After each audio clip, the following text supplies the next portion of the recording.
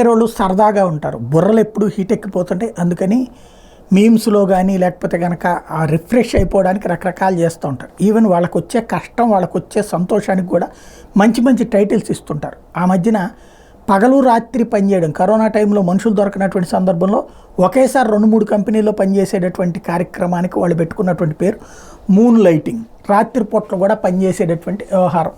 పొద్దున ఒక చోట డ్యూటీ, రాత్రి ఇంకో చోట డ్యూటీ, ఒకేసారి 2-3 జీతాలు అన్నటువంటిది మూన్ లైటింగ్ అని పేరు పెట్టుకున్నారు. ఆ తర్వాత కొన్ని కంపెనీలు ఆపడం టోటల్గా అయిపోయింది. ఇప్పుడు కరోనా అయిపోయింది కాబట్టి ఇదంతా అయిపోయింది. అప్పుడు సంపాదించుకున్నాం అన్న వాళ్ళకి ఇప్పుడు కష్టాలు వచ్చింది. ఇప్పుడు కొత్తగా వీళ్ళ ఉద్యోగాల తొలగింపు ప్రక్రియ జరుగుతుంది. అదే క్వైట్ ఫైరింగ్.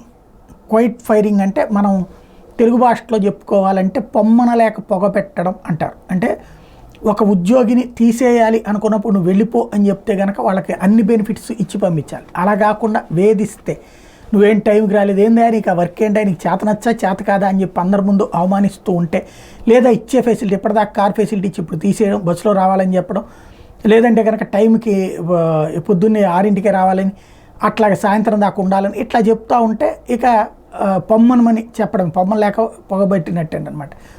అలాంటిది ఇప్పుడు పెద్ద ఎత్తున జరుగుతున్నాయి. ఎందుకంటే ఉద్యోగాల నుంచి తగ్గించుకోవాలి, లే ఆఫ్స్ ప్రారంభించాలి. దాన్ని కవర్ చేసుకోవడానికి ఈ తరహా యాక్టివిటీ పెరుగుతోంది అన్నటువంటి సాఫ్ట్వేర్లు చెప్తున్నారు.